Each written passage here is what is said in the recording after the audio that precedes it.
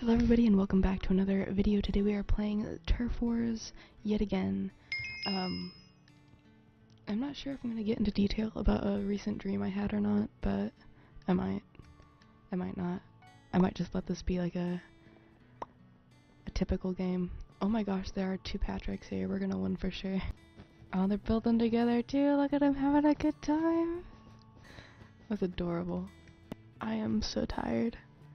I woke up extremely early this morning after only having a couple hours of sleep.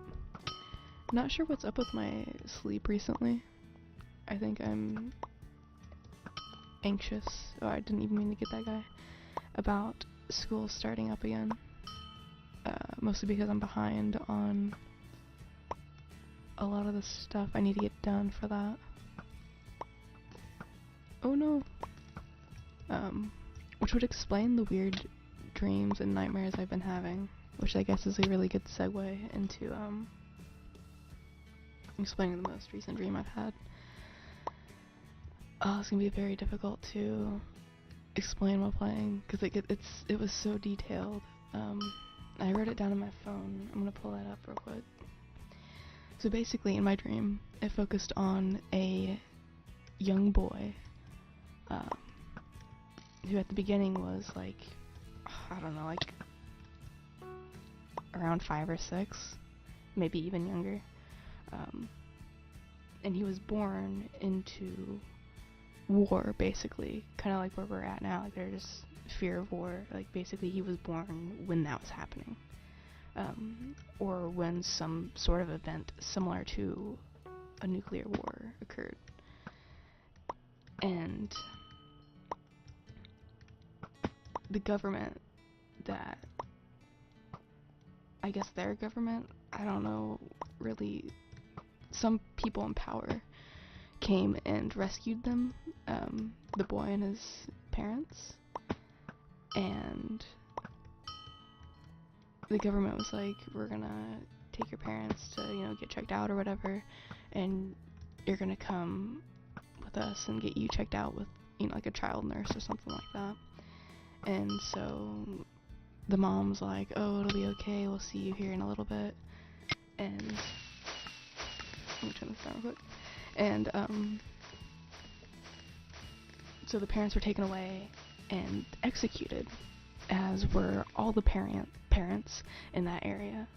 And all the children were directed to a bunker in the ground, where they would then be trained and taught to defend, like, risk their lives for their current government and their current city, I guess, underneath the ground. And there were several of these under the ground, which I'll get into later. Several little bunkers that were from the same people, the same stem of government.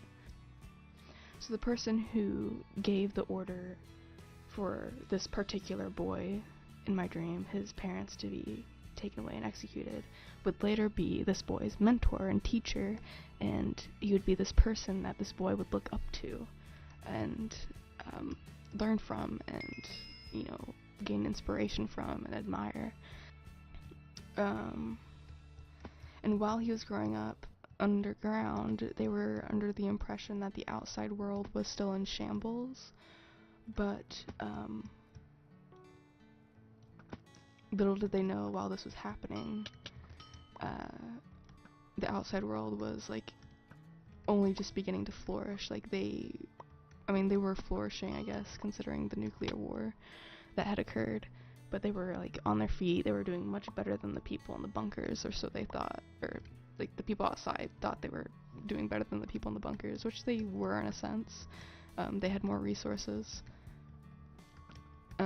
And they were more aware, like, familiar with the outside world, whereas the people in the bunkers, I mean, they had never stepped foot outside, in 10 plus years, and when they were outside, they were children, like, really young. They didn't remember anything from the outside world. And so anyway, this is kind of where it gets, similar to that of Hunger Games. That's probably gonna be loud when I throw my phone on the table. basically, in order to prove to the government that they are doing their best to learn and fight for the government, they have to be put in a cage type thing and fight to the death, to prove to their mentors and the government that they're excelling in what they're learning. And so the boy is chosen from his bunker to be taken to the cage and chosen to fight. And it was at this point that, like, he was starting to kind of get an idea, like, you know, getting curious about what the outside world was like. And so in the cage, him and his mentor had a standoff, because his mentor was also in the cage, I guess. This is kind of where it gets kind of funky, like, I'm not sure how this all adds up. But they have a confrontation, and the boy ends up punching his mentor in the face as their bunker, or as wherever they're located, wherever the cage is located, as that area gets flooded from people from the outside that were attacking. And so the boy punches his mentor in the face.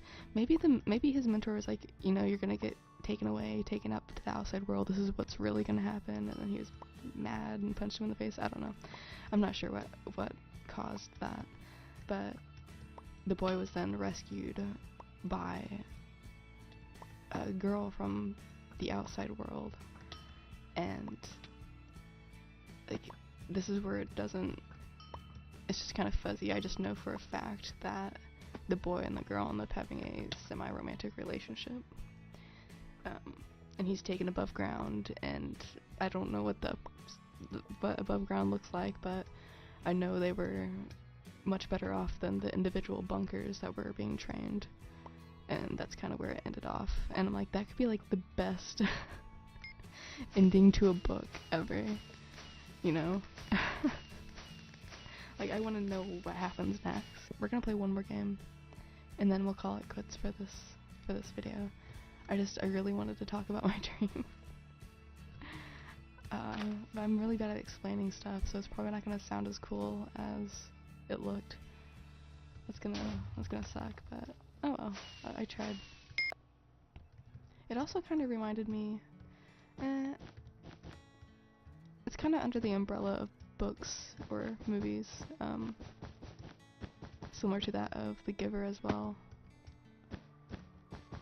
I've been reading the last book in the Giver series. It came out, like, I don't even know, a couple years ago. And I'm only just, like, halfway through it. It's kind of boring compared to the first three. But it's also kind of interesting because it takes place simultaneously to the first book. But since I kind of already know how their story ends, the other people's story ends in the first book, it's not as exciting as it could be. We're doing pretty good. How many kills do we have? We have to have at least 10, right? Let's check it out. Oh, 9? Really? I thought we had way more than that. I was like, all the dings going off. Plus the fact that I was talking while I was getting those kills, I'm surprised. Oh no, my aim is gone. Try hard mode deactivated. Oh, somebody got banned. Whose team was he on? Probably ours, considering how much turf we have. Oh no. Oh, I didn't think that was gonna hit.